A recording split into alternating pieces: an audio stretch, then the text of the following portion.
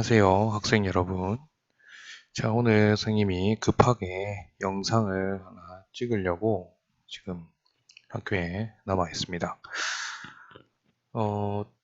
중심지 이론에 대해서 선생님이 지난번에 시간이 나면 한번 영상을 만들어 볼까 했는데, 실제 이게 도시 파트뿐만 아니라 상업 파트에서도 사용이 되고 있어서 나중에 아마 배울 수 있는 기회가 있을 겁니다. 그래서 오늘은 선생님이 용어를 중심으로 해서 설명을 좀 하고요. 기업이 그러니까 중심지가 형성될 수 있는 조건에 대해서만 얘기를 좀 해줘도 여러분들이 요 중심지 이론을 잘 좀 이해하는 데 도움이 되지 않을까라는 생각을 합니다. 그래서 급하게 지금 촬영을 시작을 합니다. 영상 시간은 그리 길지 않을 것 같고요. 일단은 용어 중심으로 설명을 해보도록 하겠습니다.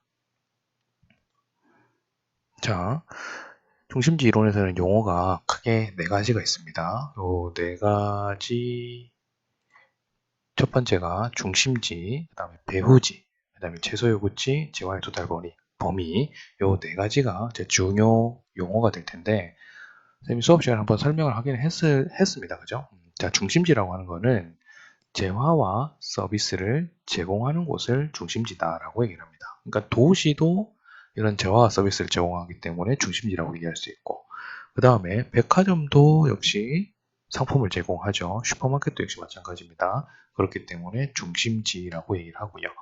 배후지는 이러한 재화와 서비스가 제공받는 권역, 제공을 받는 곳을 우리는 배후지 또는 배후지역이라고 얘기를 하는 거죠. 그러니까 도시의 기능이 미치는 범위가 배후지가 될 거고, 백화점의 기능이 미치는 범위가 배후지가 되겠죠. 그죠? 자, 그리고 여기에서 아주 중요한 용어는 이제 요 2가지입니다.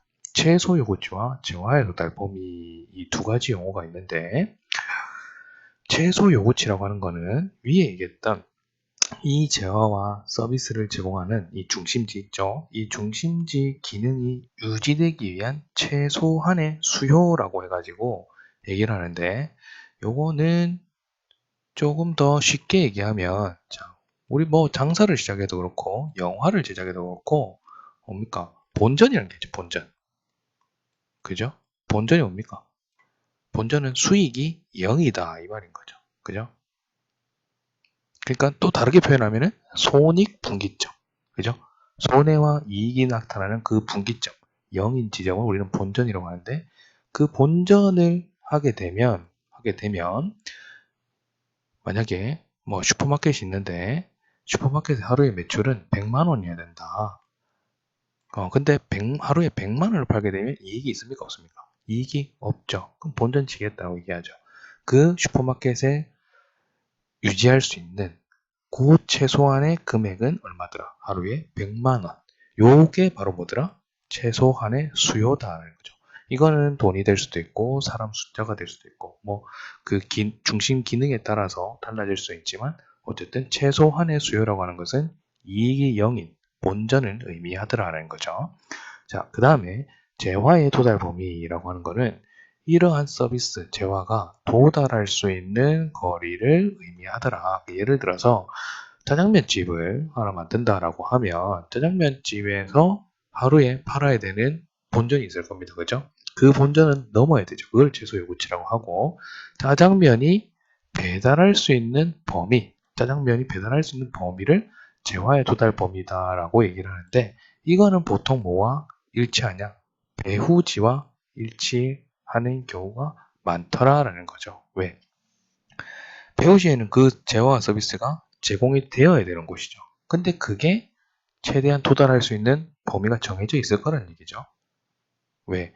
우리가 여기서 수성구에서 짜장면을 시키는데 저기 달서구에 있는 짜장면집에 아무리 맛집이라고 해서 거기에 배달시켜 주세요라고 하면 거기서 여기까지 배달 비용이라든지 시간이라든지 이런 것 때문에 배달하지 않겠죠. 그죠? 자, 그러다 보니까 그 도달 범위에는 한계가 있을 거고, 그 도달 범위가 재화와 서비스를 제공받는 곳이기 때문에 이 둘의 개념은 같이 써도 상관은 없다라는 거죠.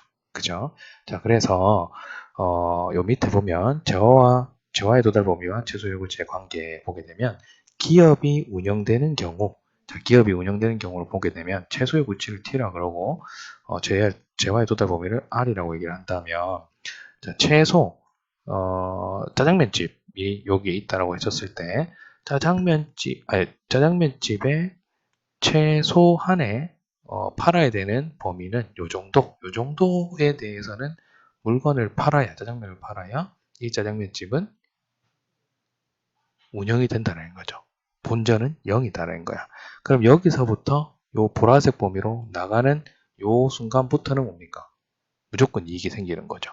그렇지만 어느 정도까지만 그게 배달이 가능하고 그 넘어가서는 배달이 안 되더라는 거죠. 너무 비용이 더 많이 들기 때문에. 그래서 그 재화의 도달 범위가 이렇게 나타나는데 그 관계를 보게 되면은 재화의 도달 범위는 최소 요구치보다는 커야 기업이 운영될 수 있더라. 물론 같아도 운영은 될 수 있지만 본전치기를 하면 뭐 어떻게 보면은 나의 노동의 대가는 받을 수가 없죠. 그죠? 그렇기 때문에 재화의 도달 범위가 커야 된다. 반대로 기업이 도산되는 경우, 망하는 경우죠. R인 재화의 도달 범위는 여기까지밖에 안 갑니다. 근데 본전을 하려면 여기까지 가야 되는 거죠. 이런 경우에는 이만큼 뭐가 되는 거야? 이 넓이만큼 적자가 발생하기 때문에 기업이 성립될 수 없더라라는 거죠.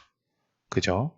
자, 그래서 이렇게 기업이 성립할 수 있기 위해서는 이제 재화의 도달 범위보다는 최소 요구치보다는 재화의 도달 범위가 커야 되는데 자, 고차 중심지하고 저차 중심지를 한번 비교를 해보면 아무래도 고차 중심지는 그죠?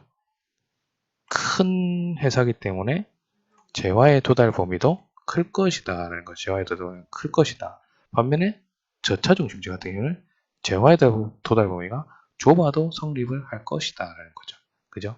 그거에 따라서 중심지 기능이 많아지고 배우지가 넓어지고 적어지고 그런 차이가 발생할 수 있다라는 겁니다. 이해가 됩니까? 자, 그래서 이런 용어들을 중심으로 해서 선생님이 지난번에 수업 시간에 했던 그 고차 중심지와 저차 중심지를 비교한 내용 있죠? 그걸 한번 보게 되면 조금 더 이해가 편할 것 같습니다. 그리고 이 이야기는 나중에 그 서비스업 파트에 가게 되면 서비스업 파트에서 다시 이야기를 할 시간이 있을 것 같습니다. 자, 그러면 이제 구독 안 한 사람은 구독과 좋아요 좀 눌러주고요. 어쨌든 여러분들 시험 전에 갑자기 올렸지만 그래도 참고로 한번 보고 시험을 치면 좀 더 나은 성적을 받을 수 있지 않을까라는 생각을 합니다. 어쨌든 수고했고요. 시험 잘 치기 바랍니다. 수고하셨습니다.